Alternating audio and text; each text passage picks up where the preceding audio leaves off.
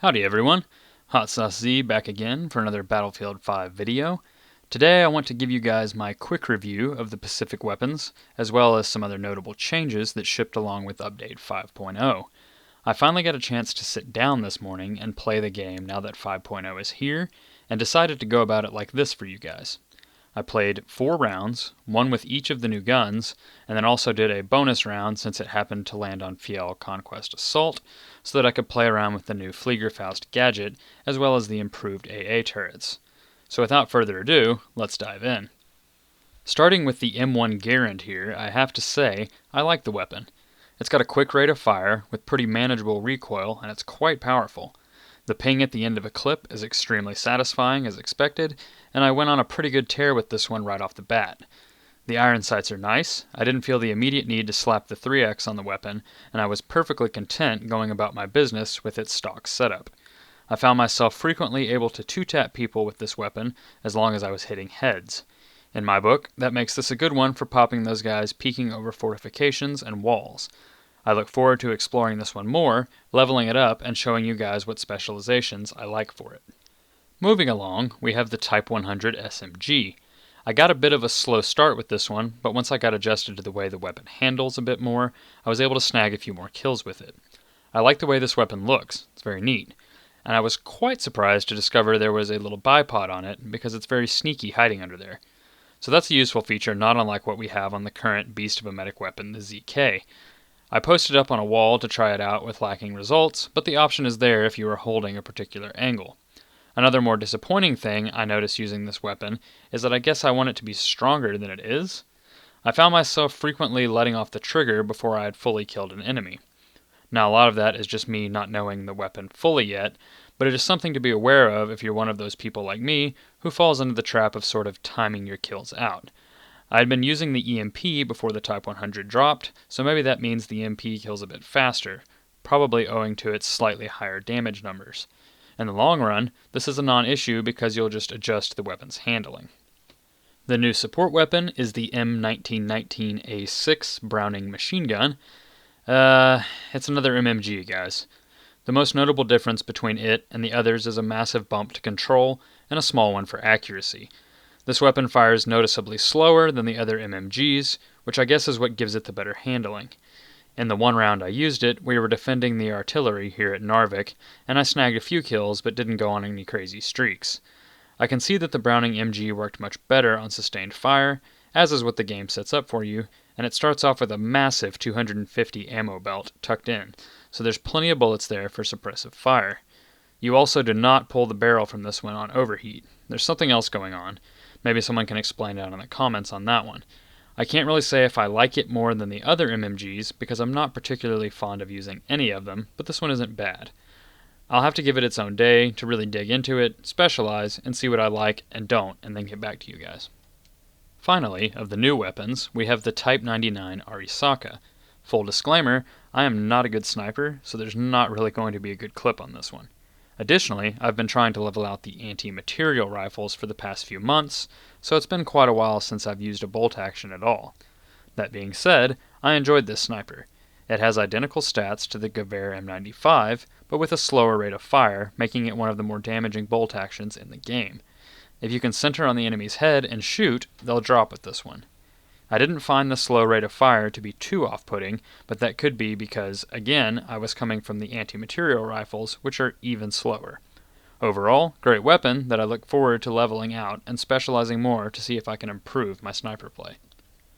While we're on the topic of the Recon class, I must quickly touch on the spotting flares and the changes they received for Update 5.0. The radius looks to be the same for the infantry flares, but they do definitely last far longer. While I was exploring the Arisaka, I fired several flares off and they kind of just hang in the air for a crazy amount of time. I noticed one time in particular that I had easily accumulated 800 plus points just from having it float there. Now this is nothing new, but expect to see even more flare spamming recons near the top of the leaderboards in modes like Breakthrough, and prepare for even more strange brags about it on the Battlefield 5 subreddit. I debated whether or not to put it in this video, but let's talk about the Fliegerfaust for a minute. For those that don't know, this is the new gadget for the assault class that fires a cluster of rockets so that you can take out those pesky planes. That's all fine and good, except there has now been a lot of controversy since it unlocked over the weekend. There are a lot of opinions that claim this new gadget is overpowered against planes and will need to be nerfed quite a bit. I finally got a chance to sit down with this neat little rocket launcher today and try it out for myself to see what all the hubbub was about. For me, I actually think the launcher is fine in the vacuum of one player being the only one to use it against enemy planes at any given time. It's not extremely difficult to land hits, especially compared to the timing you have to consider with the Panzerfaust, and it does not necessarily one-shot a plane from what I experienced. In fact, I was rarely able to sink a plane unless someone else was assisting. But, this being a new gadget, everyone is running around trying to take planes out with it right now, so the assists are always there. It was almost comical this morning to see how many assaults were just roaming around with it poised on their shoulder, ready to take a shot on maps like Fjell. When there are this many people shooting their little rockets at planes, someone is going to get a one-hit out of all of them, and the planes are going to be constantly barraged. So can we tell yet if this is balanced or not? DICE is collecting data on it right now, but I'm sure that there will be some skew in it given the gadget's popularity shortly after release. Will usage die down? I think probably so, especially when assaults realize they can no longer decimate tanks until they switch the gadget back out. I believe the novelty of the Fliegerfaust will die off, and several people simply won't equip it anymore. At that point, are any nerfs of the weapon going to be justified? I've only played 2 rounds with it myself, so my opinion could change, but as of now, I stand predominantly in the camp of leaving the weapon alone. Alright, well let's wrap up with audio now. I played a handful of rounds this morning, probably about 6 or so, and I didn't notice really any glaring audio differences after the supposed audio overhaul. And perhaps that's an excellent thing.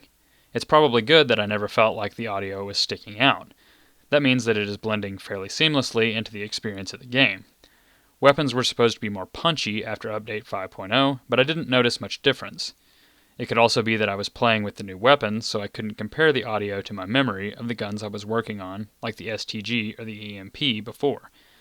I did notice that the sound moving into the first spawn of a round is a bit more subdued and less whooshy than it has been. Most notably, however, is that footsteps do indeed seem to be better after this update. I was clearly keying in on rustling and footsteps as I was playing.